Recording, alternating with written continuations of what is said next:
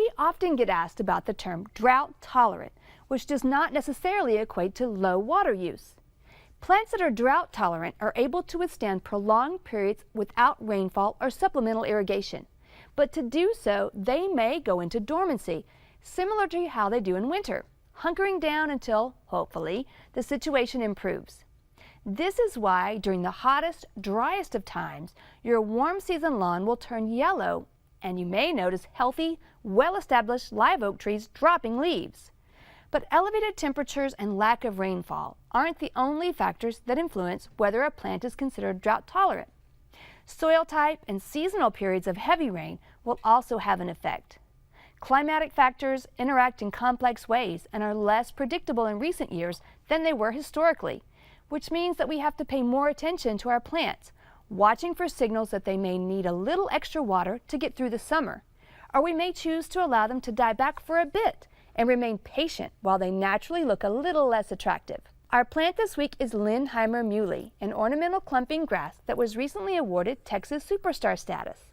Dr. Brent Pemberton of Texas A&M AgriLife Research reports that this drought-tolerant species has been shown to perform outstandingly across a wide spectrum of climates, making it well-suited for landscapes across Texas and beyond. It's deer-resistant, adapts to various soil types, and is drought-tolerant. Lindheimer muley is considered a medium water use plant, especially in sandy soils, meaning that it requires regular watering when temperatures are elevated and rainfall is scarce. But it can also be planted in rain gardens or seasonally moist areas, as long as it's given good drainage. It grows to about 4 feet wide and equally as tall, but will be about a foot taller when blooming.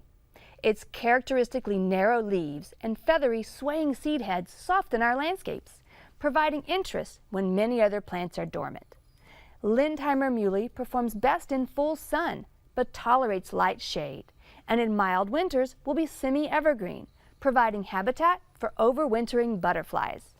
Cut back in late winter or early spring when you begin to notice new growth emerging at the base. As we approach the first frost date, Brian Tabone asked a great question.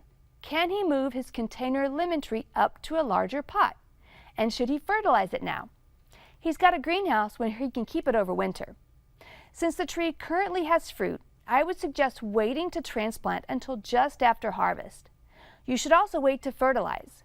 Citrus trees require regular supplemental fertilization when putting on new leaves and during bloom, which means monthly from early spring up until about a month before the listed first frost date for your area. Across Texas, viewers are planting for the Habitat Highway. In Spicewood, Paula and George Fisher's bottlebrush, a small shrubby tree, enticed a gorgeous tiger swallowtail butterfly. Near Houston in Wallace, Lori Gutierrez spotted a spicebush swallowtail butterfly in her gorgeous hibiscus. From spring near the woodlands in Houston, Brennan Romney and his family spot all kinds of wildlife.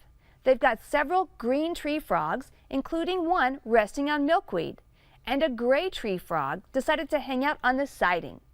The family grows many plants to feed wildlife, including hibiscus, native buttonbush with tiny pom-pom-like flowers, and coral honeysuckle.